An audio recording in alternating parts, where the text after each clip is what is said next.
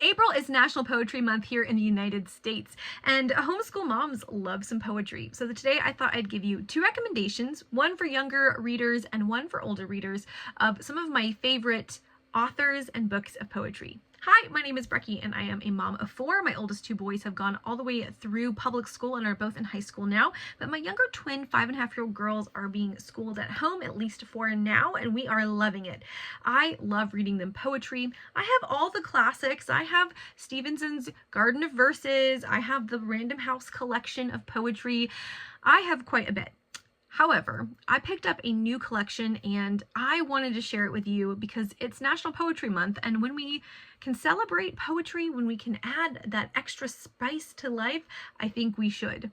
I've always loved poetry. I used to want to be a hobbyist poet. When I first read Mary Oliver, I thought, what a delight to read someone who has such a delicate way with words. I fell in love with poetry then. And one of the reasons I love poetry so much is my parents are both visual artists. My father was an art professor. I did not inherit the talent of seeing art the way that my parents do, but to me, poetry is almost like listening to a visual piece. I don't know exactly why I see that more in poetry than I do in even really fine prose, but there's something to the cadence and the rhythm of poetry, even non-rhyming poetry, right? Poetry written out of meter, that I think reminds me of brushstrokes and reminds me of the ways that you can see movement in a painting. Anyway, I love poetry. And so I have several collections for the kids, but recently we were on a road trip and we stopped by a Barnes & Noble to pick up some little sticker books for the car.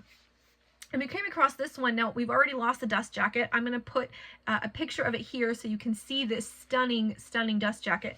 But I grabbed this one, and it's Words with Wings and Magic Things by Matthew Burgess. Here's the title page. The dust jacket is what drew me in, and I hate that we've already taken it off and mislaid it.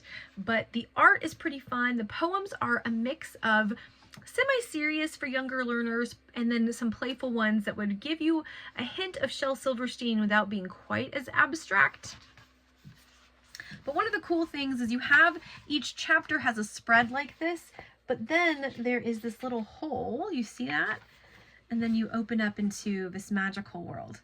And they have several of these. So here's another one, right? Here's another chapter, and he's shining his little flashlight, and there's a little poem that says, "To reach the place of things unseen, words can be your trampoline." Isn't that a delight?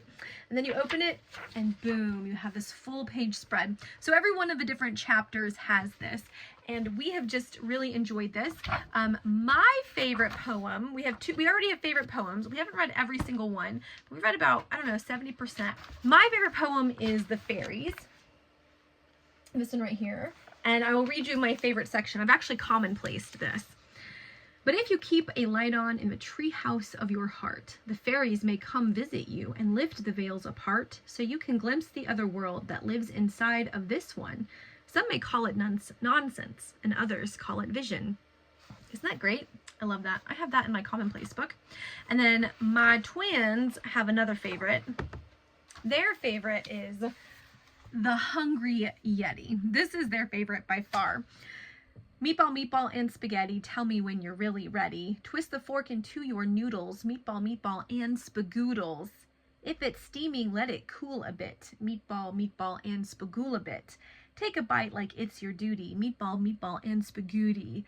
Now eat it up, you hungry Yeti. Meatball, meatball, and spaghetti." So this is Words and Wings and Magic Things by Matthew Burgess.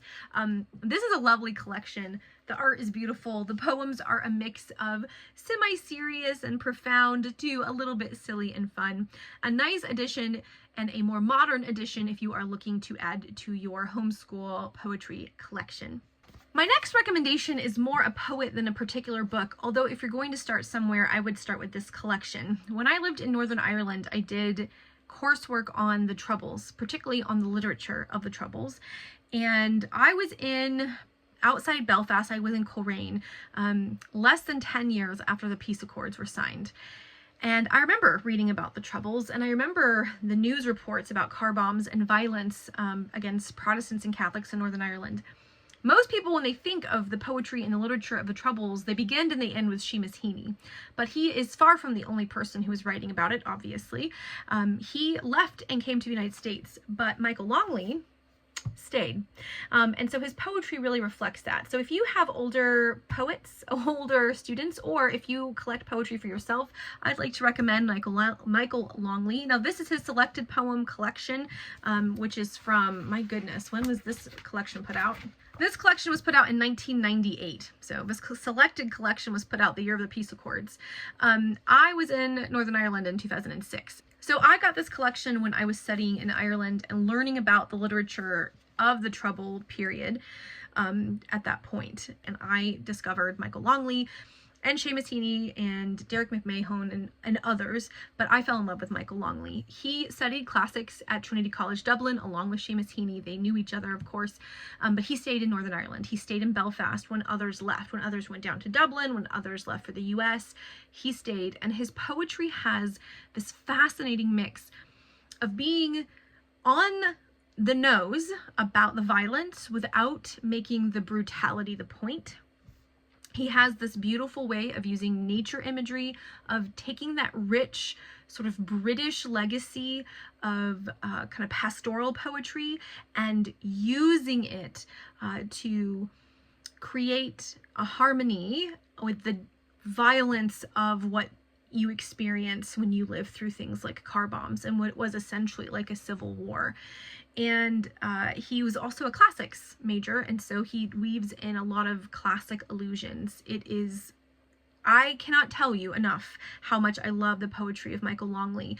I love this collection.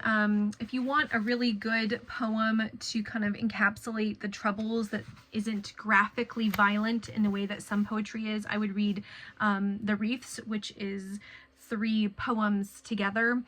And they basically are about 3 murders. So this is the second of the 3 poems in the Wreaths, and all of these poems take place around Christmas, and I'm reading you The Greengrocer.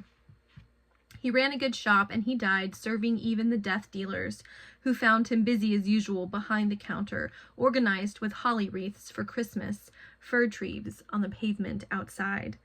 Astrologers or 3 wise men who may shortly be setting out for a small house up the Shankill or the Falls should pause on their way to buy gifts at Jim Gibson's shop, dates and chestnuts and tangerines. So that was the second of his 3 poems, The Civil Servant, The Greengrocer, and The Linen Workers, all people who died as a result of sectarian violence during the Troubles. It's tough to read and beautiful. I think that he gets overlooked because he just didn't have the same popularity in the US that other Irish poets experienced. I mean, Seamus Heaney is the one most of us know. He did a translation of Beowulf that many people are familiar with, but Michael Longley has a beautiful mix of the rawness of violence that isn't graphic or gratuitous, a beautiful handle on nature and pastoral poetry, and a really rich imagining of the classics, and he's able to weave them together. He's got several collections, but I think those are going to be harder to find if you are new, so I think this selected poems has a really nice mix.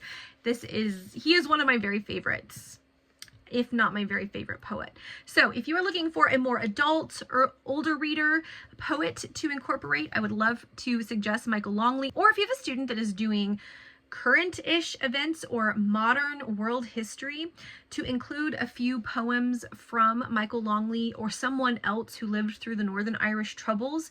I think that could give you a nice lens into this snippet of time to remind ourselves that we in the West like to think that we are insulated from the kind of civil unrest that we see in other countries. But as Americans are finding out right now, we aren't. And Michael Longley was a first-hand account, an eyewitness to what life was like in Northern Ireland when the violence was rampant. And his poetry is able to capture some of that without it being gratuitous and without it being the only thing that he reflects on. It's an interesting dance that he does. And I love Michael Longley. I love this collection if you are getting started.